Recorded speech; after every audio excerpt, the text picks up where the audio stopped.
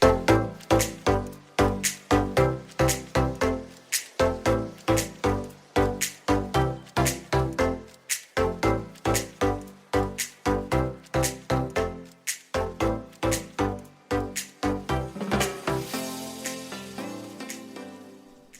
everybody, what is going on? Welcome to VR365. It is Sunday, it is May 17th. We're a little past 11:30 a.m. Pacific time, which is the typical start time for VR365. Now you're probably watching this on YouTube, and you're watching it many hours later because this broadcast actually took place earlier today, much earlier today. And maybe next week, jump over to Twitch and tune in live. You can also support me via Twitch Prime, which is incredible. In fact, Chris, 60,007, Iron McCann, let's see who else, Slay Blaze, all have subscribed with Twitch Prime very recently. And these guys and possibly gals, I don't think any of them are gals, but it's possible. These guys and gals on streaks of various natures via Amazon Prime. So you can really support VR365 in a major way by doing that. Gaming Science Teacher's on a 10-month streak as well. And Gaming Science Teacher in chat is mentioning if you have Amazon Prime, it doesn't cost you anything to support VR365. And I'm not sure exactly how that works. Like maybe you've got to be in the United States. I don't know exactly how all that works, but I do know that there's a lot of people helping me out by doing that. And also Philly G is in chat. Phil Yarn in chat. And check this out, folks. I have finished Half-Life Alyx. Yes, I've actually put a game to bed. Can you believe that? The last game that I finished from beginning to end was Doctor Who. Doctor Who way back in like November. Got very close to finishing Pixel Rip 1995. Didn't quite do it. Now that's next on my list. But Half-Life Alyx, I finished it last night. 21 hours. 21 hours. That's what it says in my Steam library, that I've played Half-Life Alyx for 21 hours. I don't think that actually is true. I've probably played Half-Life Alyx for about 18 hours because there were times where I was playing Half-Life Alyx and I just left the game running. I don't know. I mean, I'm pretty sure there's a couple of times where the game was like in a pause state or whatever. So I don't know if I trust 100% the Steam time, but look, I took way more time in Half-Life Alyx than the average Joe Blow. I was stuck on a lot of various puzzles and probably looked like a complete and utter idiot. Like if I was live streaming the whole thing, if I was live streaming all of my plays and just naturally live streaming it, like never having played the game before ever, I would look like the worst game player ever because I'd be stuck on some super simple puzzle that was just obvious as hell to some other person. And for me, stuck on it forever because like I was stuck on Pixel Rip 1995. Remember the banana thing? I was stuck on that for a long time. But why don't we go ahead and get into today's episode because we've got a lot of different games to discuss. New games that are coming out. You know what I haven't done, unfortunately, is checked out the Webinator and gotten my Webinator prepared. So hold on a second. Okay, but speaking of opening spots, there are a lot of new VR games that are going to be coming our way in the coming months. And here's one game that you guys probably are not paying very much attention to. I wasn't paying any attention to this game at all. It is called Disc Ninja. Disc Ninja is the name of this game, and it's coming to us from Immersion. Okay, and when I first heard about this game, wasn't really tripping on it in a very big way. But here's the thing. This game, from what I understand, is officially coming to the Oculus Quest, and it's also coming to Steam, and I assume it's coming to the Oculus Rift store as well. And when a game is approved for the Oculus Quest and it's approved way in advance, kind of like this, and you know that it's really coming to the official Oculus store, that's like a different thing, because there's so many games out there that say, yeah, we're going to be on the Quest. Yeah, we're going to be on the Quest. But they haven't been officially approved for the Quest. I believe this one has, although it didn't show an Oculus Quest symbol on this trailer right here. But why don't I go ahead and full screen this thing for a minute? Let's take a look at it. It's basically Frisbee golf. Okay, it's Frisbee golf with a little bit of Kung Fu Panda backgrounds, it looks like. Does look colorful, does look quite beautiful. And Frisbee golf could be a fun thing to do in VR, because remember that one game, Paper Valley, I believe it was called, where you did the paper airplanes? Very chill, very relaxing, very zen-like, and this game could be quite similar. But let's go ahead and check out the trailer for a quick second here. So I'm going to pop this on, and we're going to get some sound of this trailer and check it out.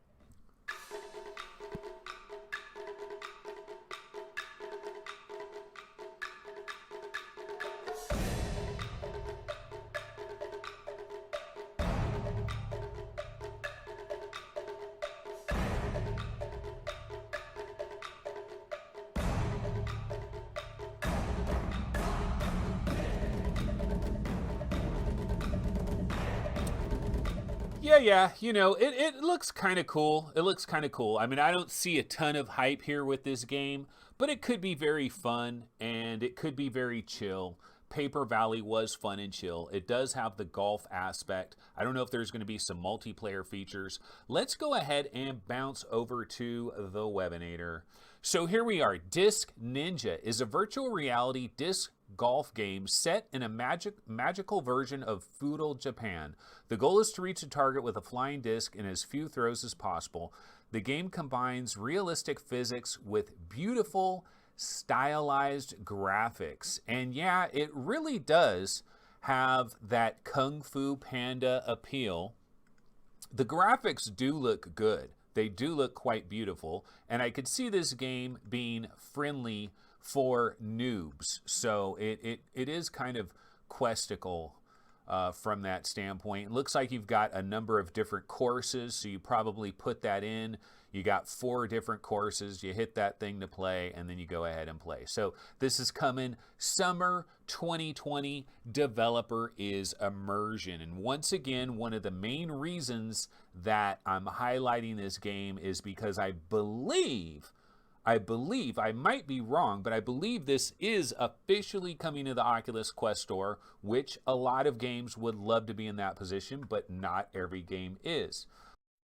Another VR game that's supposed to be out this month that we do have some excitement for, and that, of course, is Panther VR by Wolf Dog Interactive. This, of course, is a developer of like Skyworld and Dungeon Night VR, and a quality developer, and it looks very much like Metal Gear Solid, but it's kind of Metal Gear Solid meets Incredibles. It kind of has this like cartoonish art style, but it's going for the stealth, and it's a little more of the classic kind of stealth. And I know they've already done a Kickstarter for this game, and if you were a Kickstarter backer, you already have access to this game. And so people have been playing it, like Paulo Triani, I believe, has been playing this. A lot of people have been playing it. It was supposed to come out in April originally. Like if we go to the Steam page, let me go ahead and bring up the Steam page for Panther VR. Hold on a second. But yeah, this is probably one of the biggest games that's coming this month.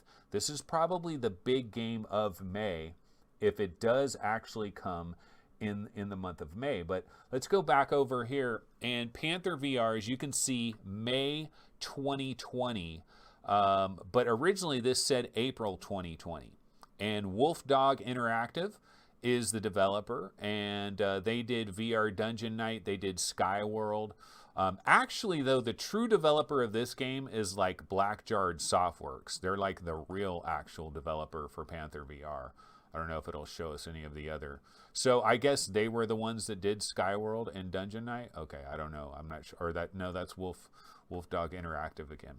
So not sure exactly how that breaks down. But apparently, according to a recent update on the Kickstarter, They are dealing with some issues with, of course, obviously the issues that's affecting the overall world that we're living in right now in terms of working from home. It makes it more complicated to try to finish a game. This is one of those situations where a game has hit some snags because of that. But they still hope to get the early access version of this game out on Steam later this month. So we are now at May 17th. So we're running out of the month of May, but there's still a good possibility that this does hit in the month of May. So later this month, possibly at the very end of this month, or it could be a very, very early June release, but they are banging away on that. So we're still excited for that one. Might be the best game of the month of May.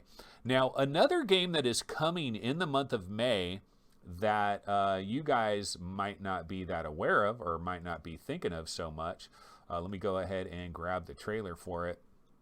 This is a game that was on PlayStation VR, and on PlayStation VR, it kind of made a name for itself.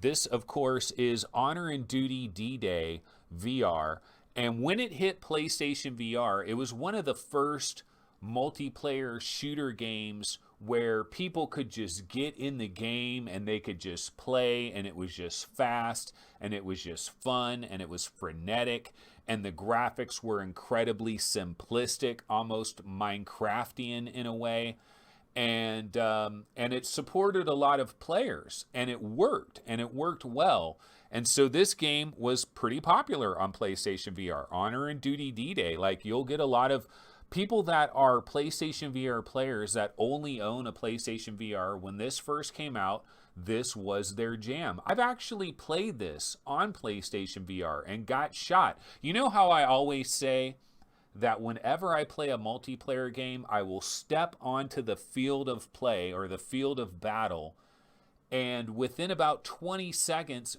probably within about 5 seconds, I'll be sniped by somebody from hundreds of yards away. And I'm just like, I'm not good at these games. I get killed really quickly. But I was still having some fun with this. You know, it was almost just like a Call of Duty kind of a quick banger type of thing. You know, just action, wham, bam, thank you, ma'am type action. And that's what it was with Honor and Duty D-Day. And the developers of this game have been talking about bringing it to PC VR for quite some time. In fact, they were talking about it coming to Viveport for a while. But let's go ahead and check out the Steam page here. And I've got to fake this little date thing. I'm going to say 1952. Okay, view page. Okay, here we go. Honor and Duty D-Day. Yeah, so this is it. Strange Game Studios is a developer. Honor and Duty D-Day is an online PvP shooter set during the D-Day invasion of World War II. Players compete in team deathmatch, domination, and free-for-all matches. Battle Royale mode. Online game puts 32 players in a fast-paced environment, which also includes vehicle combat. And the actual release date, it says February 26th of last year. I'm not sure why it says that, but the actual release date is May 24th. So this game is actually coming out 1 week from today. The question is, though, will PC VR players give a rat's ass about this game? Because the graphics are not what PC VR players are used to. Now, the developer of this game, Strange Game Studios, they did work on the game and alter it and manipulate it and try to like make it look better. So like these graphics, you might be like, oh my God, these graphics are kind of like ass. Well, guess what? On PlayStation VR, it was even worse. This is like really high grade version. It's almost like they made like little big headed characters, or like the characters, like their heads look like they're like 20% bigger than they need to be, maybe a little bit. Does look pretty colorful. It's fast and frenetic. You know, I mean, the price is going to be a big thing for this. This should almost be like a free-to-play thing and have like all kinds of little transactions where you can change your characters and try to make money that way. Or hopefully they'll make it really cheap. If this is like a $19.99 game, a $24.99 game, I don't know, man. I don't know. I don't know how PC VR players are going to be perceiving this game. The only reason like I'm even aware of this game is because I happen to play it on PlayStation VR, and I heard about them bringing it to Viveport, and they're going to try to bring it to PC, and I just thought that was kind of interesting. But otherwise, I wouldn't be talking about it. And so your average PC VR player that has no awareness of this whatsoever, wonder how this will hit. That it's the same situation. We're beating a dead horse talking about multiplayer games in VR because it's the same situation again and again. But we'll have to see how it fares. But yeah, that is about 1 week from today, so that will be interesting when it drops. Okay, so another game. Well, I'm not sure if this is a game. It might be much more of an experience or somewhat of an interactive experience, but there's something that released on Steam on April 29th, and I kind of was sleeping when it happened, didn't really notice it. I've noticed it now, and this is something that I was interested in. This is something I was interested in a long time ago. Maybe it was like Google Daydream or something like that, but I think it was an exclusive for a platform that I had no access to, so I didn't really trip on it very much. But let's go ahead and check out a trailer. I'm going to go ahead and full screen this trailer, and it's a game that we heard of before. I talked about this a long time ago because I thought it looked kind of cool, and now it's on Steam, and it's $10. So let's go ahead and check this out. I'm going to go full screen, and we'll be right back right after the trailer. Hey you, it's me. What took you so long? Brooklyn is in the center of a renaissance, and Crown Heights is finally reaping the benefits. You've been a bad girl. So what do we have for witnesses, possible suspects? 6 tenants in the building, all who were present at the victim's place just before the homicide, so I got them on lockdown in their apartments. You gotta see these pitiful zombies for what they are. Toxic. I just can't put my finger on it. Something doesn't seem right here. Tonight, we have a once-in-a-lifetime chance to change everything.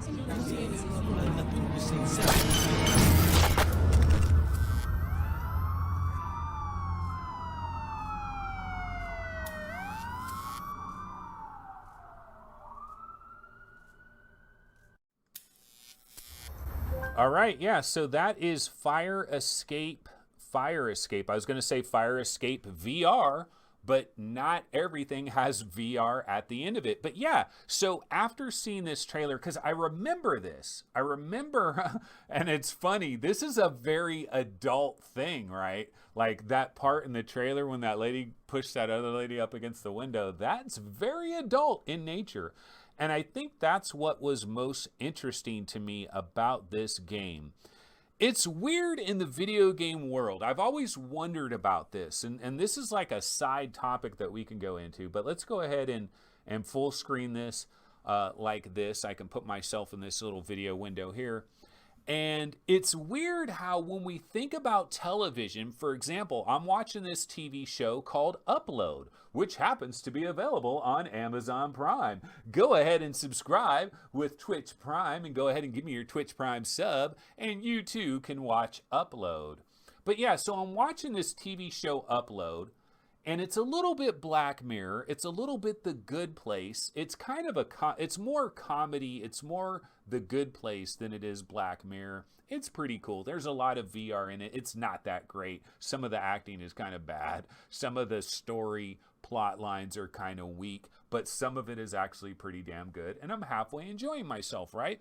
But the reason I'm bringing it up is because in this TV show Upload, like there's some sex scenes and stuff that happen. And when we think about all the TV shows that we watch, Westworld, The Walking Dead, Ozark, all these different shows that we end up watching that are Breaking Bad, blah, blah, blah. They're very adult in nature, and they'll have like adult situations. And it's kind of weird because video games, it's like video games will have either none of this or they'll go down like the interactive porn route. And it's like we don't have like where's just some adult material? Where's some material that's designed for somebody that is 30 something, you know, 40 something, like not designed for little kiddies and not designed for like 7 and 8-year-olds and stuff. And so I think one of the reasons, like I saw a trailer for this or heard about this somewhere, maybe it was on Wired or The Verge or Engadget. I heard about this game, saw the trailer, thought it was cool, but I think it was not available for any platform that I had. But now it has arrived on Steam, and I'm legitimately interested in this one. Let's go ahead and bounce over to the Webinator, and here it is, Fire Escape, an interactive murder mystery, a Neo Hitchcock murder mystery set in Brooklyn.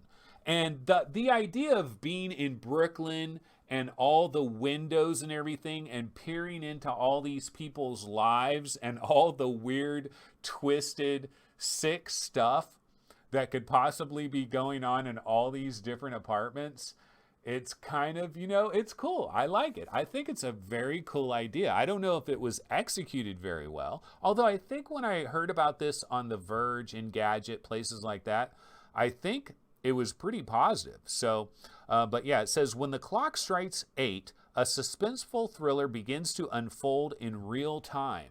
Watch closely from the fire escape as your suspicious neighbors embroil you in a simmering, interactive crime. I wonder how interactive it is, but this, and look at how colorful. I love the color. I mean, there's a lot of darkness there, but look at how vivid that is. Like, yeah, I absolutely want to check this out. I think I'm going to have to drop 10 bones on this. You know, I probably won't be able to get a free version, but yeah, I think I might, you know, Upload VR says a complex, engaging, interactive VR thriller. CNET says peeking into the lives of others is effective, hypnotizing, and strange. Under the Radar says VR game I most desperately need to finish. I'm hooked. And it says available to play on both Steam VR, Valve Index, HTC Vive, Oculus Rift, and non-VR as well. So that is Fire Escape. What do you guys think about adult-themed content, but still interactive, but not going to porn and not going to like Showtime level of pseudo-porn? Brooklyn is going through a renaissance, my ass. LOL. I actually went to New York recently. I mean, well, not recently, but like a year ago or so. And Brooklyn is considered, well, it was funny the way people talked about Brooklyn. Like, it's this real, Brooklyn is like the hipster place now, basically, right? And Mike6868 says, hey, folks, finally caught a live show. Who's that guy in the window? Fire Escape is available on Viveport Infinity. Oh, it is. Oh, guess what? Guess who's going to check that out right after this show is over? And yeah, I'll definitely check that out. All right, so Rated M. Oh, is it Rated M? They have, oh yes, mature 17 plus, suggestive themes, strong language. Yeah, I like that, man. You know, come on. I want to see some adult stuff every once in a while. Am I crazy? Okay, so that is Fire Escape. It's only $10. It is on Steam. I will definitely try to check that out on Viveport Infinity. Well, there's another developer. Is it ARVORE or is it ARVORE? I'm not sure how they pronounce it, but I'm talking about the developer of Pixel Ripped. Pixel Ripped 1989, Pixel Ripped 1995. This developer has a 12-minute interactive film called The Line, which is currently in development, and they have recently released a little teaser trailer for it. Looks super cool. The idea of an interactive film, like what is that? We haven't really seen that yet. The closest thing I would say that we've gotten to is probably Invisible Hours, but not very interactive. But I think possibly like the first legitimate VR movie doesn't really have the interaction. It's an interesting category. It's an unexplored territory, and people are starting to try to fill that out. ARVORE, I'm going to say it's ARVORE. I'm not sure. It might be ARVORE. I'll say ARVORE. They've got this 12-minute interactive film. It is called The Line. Why don't we go ahead and check out the teaser trailer? So I'm going to go to the full screen Fire Escape trailer, and then we'll check out the trailer for The Line. I'll be right back. In a world of miniatures, routine is everything. Happy are those who are on the right track. But wait. What if the right track is actually a detour? What if love is an unknown path after all?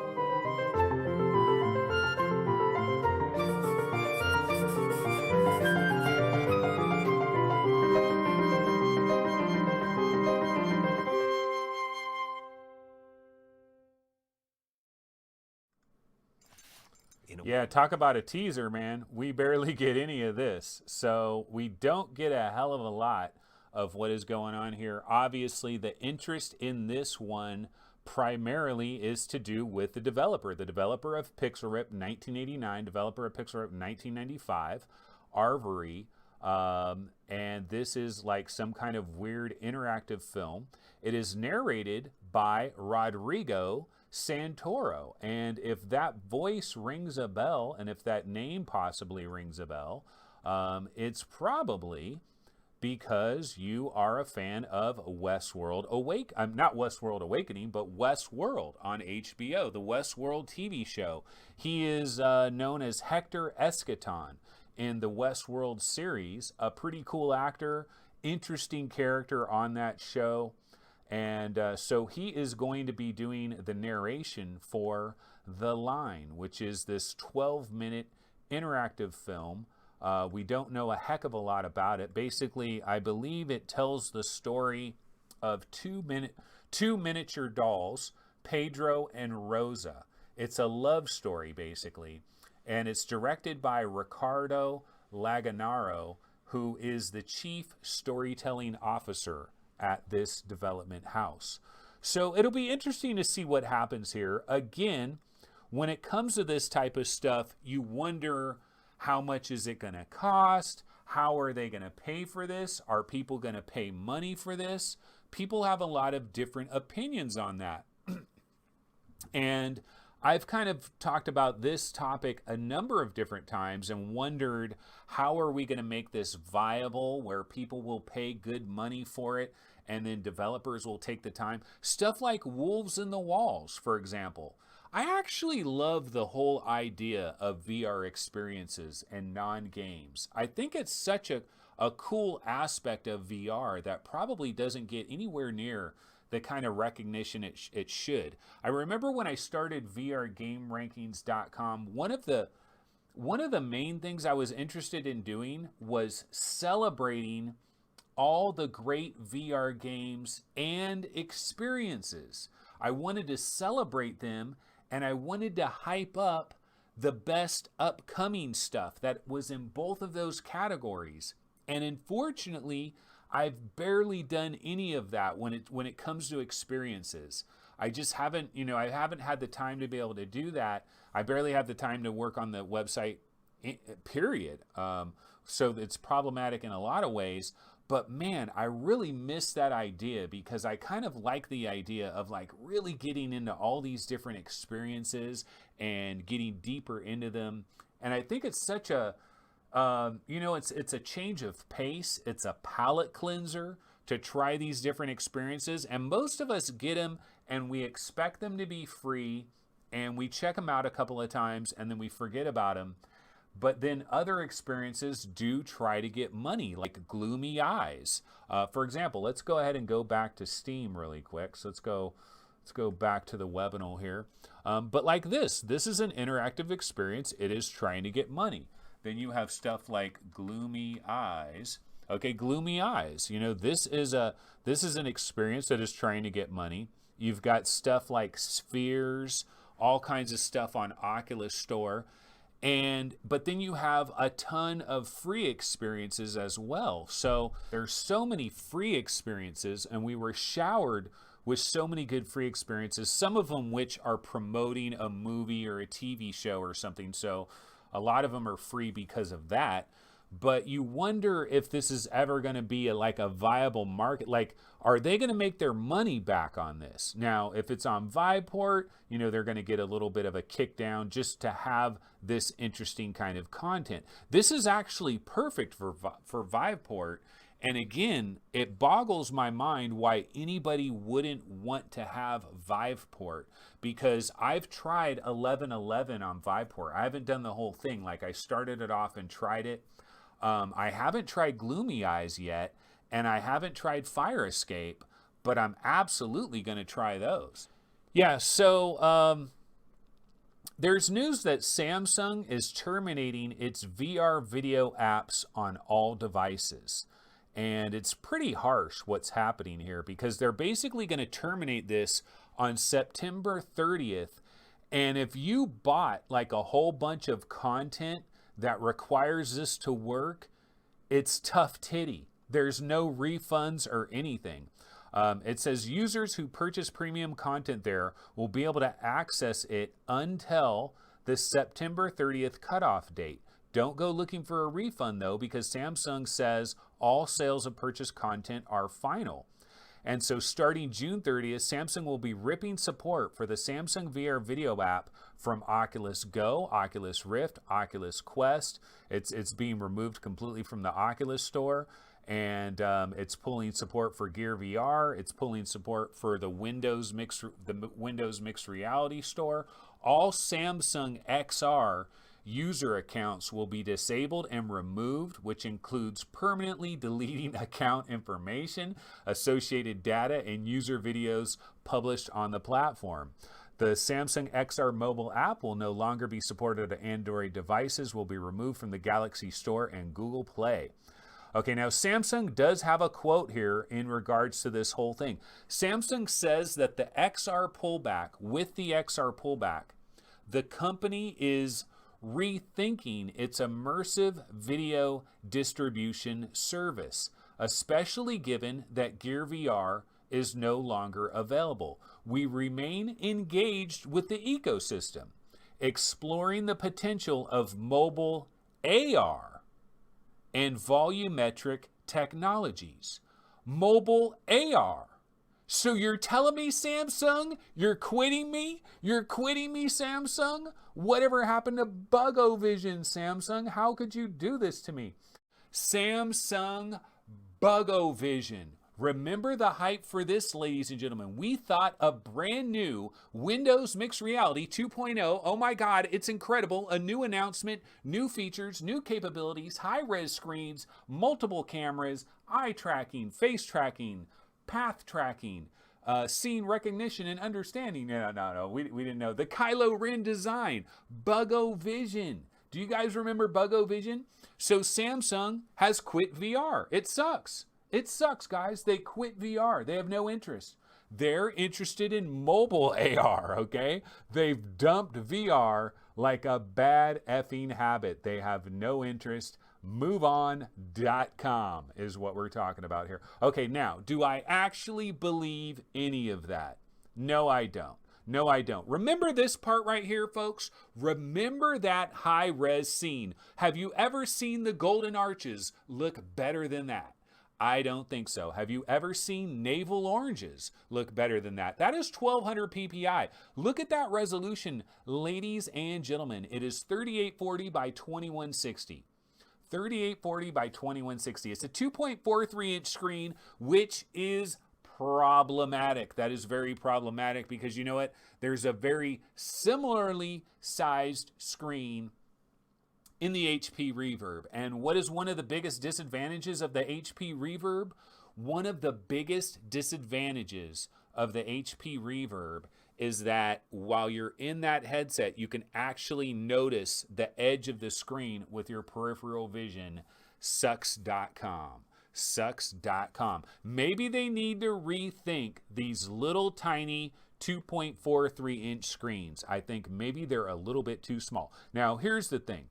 We don't know if that screen that they showed at that German trade show a number of years ago is actually going to be the screen that is used in Bug-O-Vision or any future Samsung VR headsets. But basically what we're ultimately saying here is Samsung is not quitting VR. Now, having said that though, I think it is possible that Samsung may have made an internal decision, because this is not a good look. Like if they're still into VR, to like completely cancel all that stuff in the way that they're doing it, kind of weird if they're still really into VR. Now, they're not going to give up on VR in their research and development departments. They're going to continue to work on VR, no question about it. These companies have to. This is part of their livelihood. Like Sony, we were talking about Sony in the last couple of episodes, and some people are wondering, well, you know, maybe Sony's a little bit disinterested in VR. Maybe they're not as excited in VR as they first were. Maybe Sony will back away from VR. And there's no chance of that happening. Both of these companies are display companies. Like that's part of their heritage, is displays, screens, TVs. That's a huge part of their market. Samsung probably sells more televisions worldwide and maybe more computer monitors worldwide than possibly any other company on planet Earth. They are always going to have a vested interest in having advanced AR and advanced VR. There's no way they're getting out of this market, but they could come to an internal decision where, you know what, consumer VR ain't really happening right now. We don't really have a store to make money off of it, and you really need a store. You need to have a Vive port. You need to have an EGS. You need to have, like, is Samsung going to do all that, or are they just going to make headsets? Because if they're just making headsets, is there like a lot of money to be made in profit margins on just selling headsets? No, there really isn't. So this might be more of a background research and development thing. I mean, that's possible. That could be the Debbie Downer angle of this news, that, you know, Samsung's stepping away and they're terminating all this stuff. They say we remain engaged with the ecosystem. Hey, we're exploring mobile AR and volumetric technologies. But VR is old news. Nah, actually, no. We don't think so. So I wouldn't panic, but, you know, it's a little bit concerning here. We do have a new game that I found out about. It was on Upload VR. It's called Daesil, and there's going to be a Kickstarter for it. The developer is Super Lumen. It is a Lovecraftian graphic adventure. Why don't we go ahead and check out the trailer for it? It's going to be coming to Kickstarter very soon, and we can talk about it right afterwards.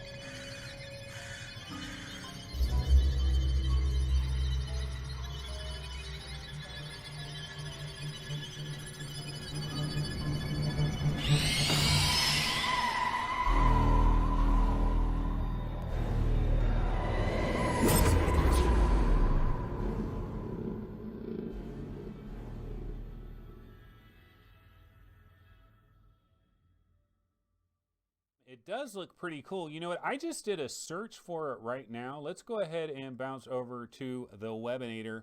And is this already available? It says free to play. It says, oh, is it? Maybe it's a sample.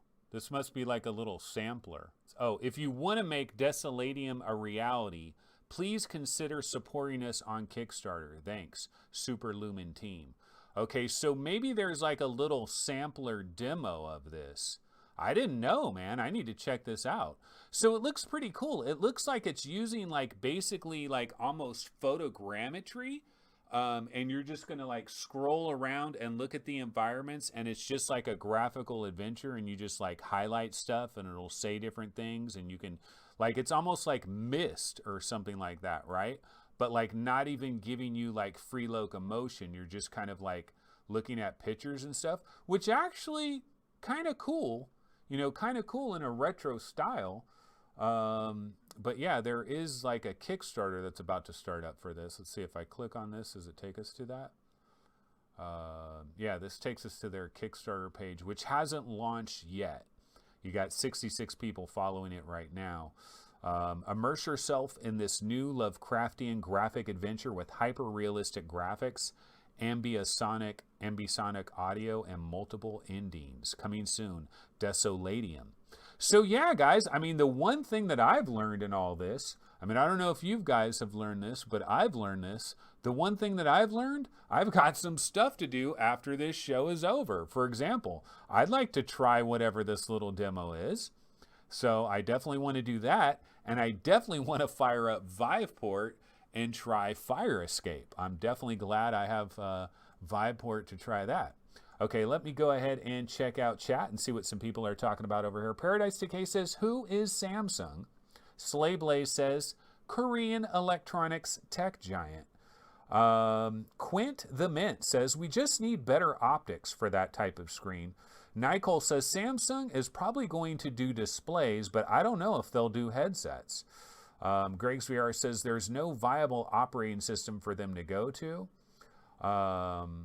Well, Samsung, but isn't Samsung like the leading manufacturer of cell phones?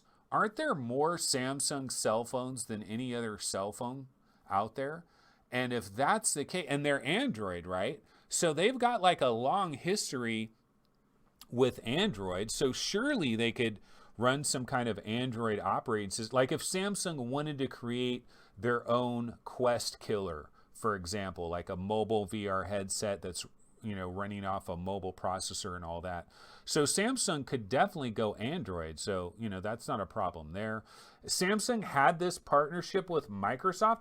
It's just the bottom line is if you're going to make money in this area, you've got to have a store. That's something that HTC found out about really quickly. And then HTC came up with the Viveport concept, which I think is absolute brilliance. And I think it's so worth it. Like, it's such an awesome... I really think Viveport is just criminally underrated. And but HTC had to come up with something like that, and Samsung would be starting completely from scratch. There were rumors a number of years ago that Microsoft wanted to dump Xbox, and that Samsung was the leading candidate to take it over and to take the Xbox name and basically take it over.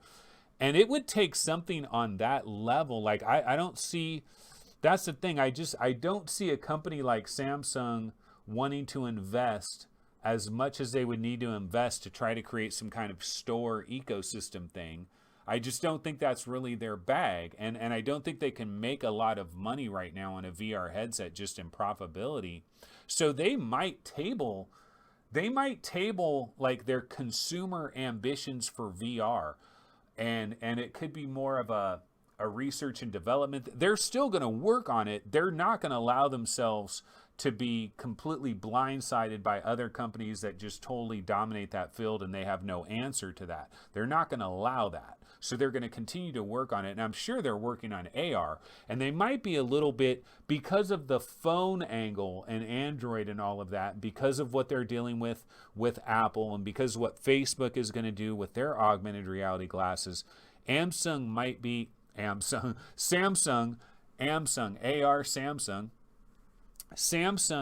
more likely to put more money into AR, which could be unfortunate, because Samsung was like the dark horse for a really high-end VR headset coming soon, like really high resolution, some nice advanced features. Samsung, we're kind of really depending on Samsung. So it is a little bit troubling, that news. Oh, you know what? I need to mention a couple of recent donators to this show, which absolutely appreciate this. We have a brand new Patreon supporter, and we've got another PayPal donation from Ray Delatorre. Another $5 donation from Ray. Thank you so much. Really appreciate it. That is 3 donations from Ray in the not too distant future. In the not too distant past. 3 PayPal donations from Ray Delatorre. Thank you so much. That is awesome. Absolutely appreciate it. Thanks so much, Ray. And also, we have a brand new supporter to the Patreon, Simplex. Yeah, Simplex just jumped on the Patreon. Really appreciate that. And talk about somebody that I need to interview again. Simplex, I absolutely do need to interview you. We have great interviews. We talk like we've known each other for 40 years for some weird reason. We just fall right into conversations. They flow nicely. I love the interviews with Simplex. Now, the one problem we've had with every interview is like video audio quality in terms of me interviewing him. There's always some weird situation going on. So if we could get like a close-up shot with a clear camera and some good mic, we got to get Simplex back on. And one of the things that, and Simplex is in chat. What is up? Simplex PL in chat. Thanks for joining the Patreon. And one of the things that we can talk about, so at this point, guys, I might be talking a little bit of spoilers. I'm not going to get into like story spoilers, but I did finish Half-Life Alyx, okay? So if you're worried, you might want to bounce out of the show now. If you're worried about possible Half-Life Alyx spoilers, what I'm going to do right now, folks, is I'm going to put on a video that is Chapter 10. So this is Chapter 10, Breaking and Entering. It's just like a playthrough video, and I'm just going to have this as just some background footage just running while I talk briefly about Half-Life Alyx. I finally finished the game. I'm not going to go into story spoilers. So I'm not going to talk about like the exact ending and everything that exactly happens. Now, there might be some spoilers that like you can see if you watch this video really closely. I don't know. But I did want to bring up one aspect of the ending that I thought was interesting.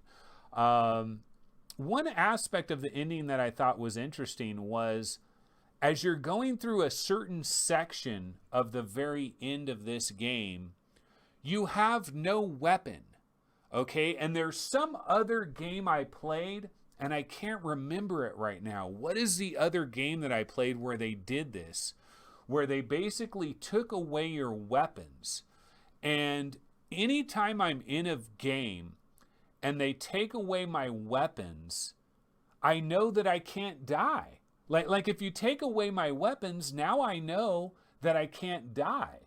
And so I know that I'm not really in any danger. So it like changes my outlook on playing immediately. As soon as, because what happened was I'm playing through Half-Life Alyx.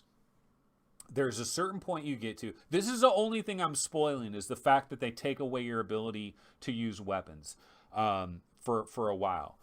And so I'm going through Half-Life Alyx, and then all of a sudden, you know, I get to a checkpoint, and then it loads up again, and then now I have no weapons, and when I hit the various buttons to try to like access my gun and get my menu and switch to a different gun or whatever, I have no ability to do so. So I have no weapons, and immediately in my brain, I immediately know, oh, I'm not in any danger. And the one thing I will say is like these little crab guys, these little various head crabs and stuff, there's a few of them that spring out during this section, and it would scare the living crap out of me if I had a weapon and the weapon was like 0 ammo. But because I had no weapon, I'm like, well, there's no way these things can kill me because they're not giving me a weapon. So how could they possibly kill me? Now, we do have some additional spoilers in chat by Chris 60,007. Yeah, I wasn't going to say anything about that. But yeah, a little bit later on, even though you have no weapons, at a certain point, you do have the ability to defend yourself. And it's a unique thing that they do in terms of that ability to defend yourself at the end. I thought that was pretty creative. And another thing, too, I'll say just about Half-Life Alyx in general is, man, did they backload a lot of the most impressive stuff for like the last couple of chapters in terms of like the set pieces and the background scenery and like some of the graphical effects and stuff that are going on. Like I thought the last couple of levels looked better than the whole game looks gorgeous though. I mean, if we really get down to it, the whole game is pretty effing gorgeous. I mean, it really is throughout the entire game.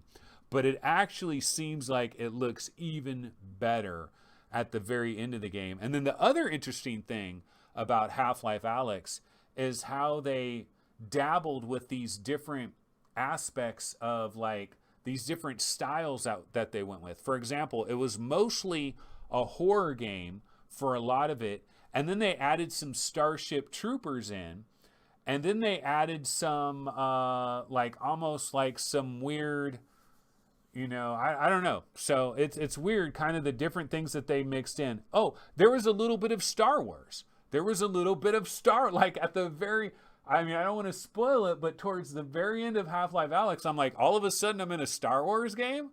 All of a sudden I'm in Star Wars. I felt like I was in Star Wars.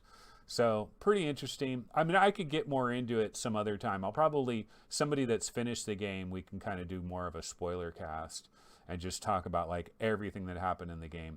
Also, one thing I do need to mention, I'm not going to spoil the story, but I'm just going to say that in the last episode, I was talking a little bit of smack about the story, saying that, there's no compelling, like, the story isn't really compelling. Like, I'm not really remembering any of these characters. Like, I don't even know their names too much. Like, I'd forgotten, Russ. Like, I forgot the guy's name. So that kind of tells you that that character, like, he was an okay character. The voiceover, everything was fine, but like, I didn't even remember his name. So how memorable of a character can it be if you don't even remember the person's name?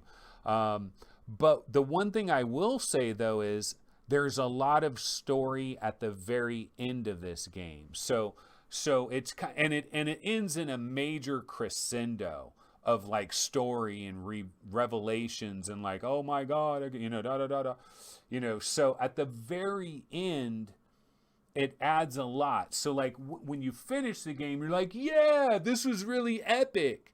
Even though if you really thought about it, for the first like 9 chapters, maybe 10 chapters, like actual real story is kind of an afterthought and just kind of like slapped in a little bit. I mean, I guess, yeah, there's a story going on. There's something that's going on. You're trying to save your dad and then you're trying to get Gordon. So there's something that's going on, but it's not like a driving focus. Like you're just basically in a horror game is what you're really in. So, but I mean, it's definitely an incredible game. Somebody on the Discord server said, what would I rate this game? So I finished it completely. Like, what score would I give it? I got to rate it amongst all the VR games. I've got to rate it as, it's a VR game. And I got to rate it amongst all the VR games. And since I feel it's the best VR game, it has plenty of faults. There's plenty of faults for this game, but I still overall feel like it's the best overall VR game out there. I'd have to give it like a 9.8 or like a 98 out of 100. I mean, I'd have to give it that kind of, it's not perfect. It's definitely not perfect. So I can't give it like a 99 or 100 or a 10 or a 9.9. But I think a 98 is probably fair. Now, at some point, I might lower that score. There, other games come along. I mean, there was a time when I thought Robo Recall was like a 9.6.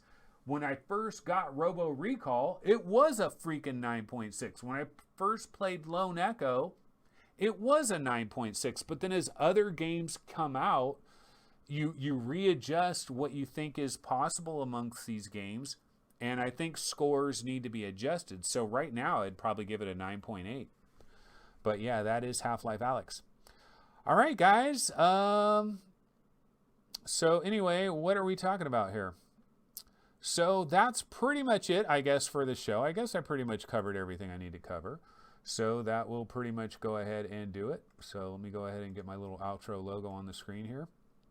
But once again, thanks to Ray Delatorre for the PayPal donation. Also, thanks to Simplex for joining the Patreon. And thanks to everybody in chat that have subscribed with Twitch Prime. Like DL Gilbert, subscribed with Twitch Prime. Been subscribed for 9 months on a 1-month streak. We've got Slay Blaze on a 7-month streak. Iron McCann has been subscribed for 8 months. Just subscribe with Twitch Prime. Chris 60,007 on a 9-month streak. And he also spoiled Half-Life Alyx in chat. No, I'm just kidding. Kinda, a little bit. No, not really. Nobody knows what he's talking about. All right, well, that's going to go ahead and do it for this episode of VR365. I will see everybody, of course, on Thursday. See you guys then. Have a good one. Take it easy, and later.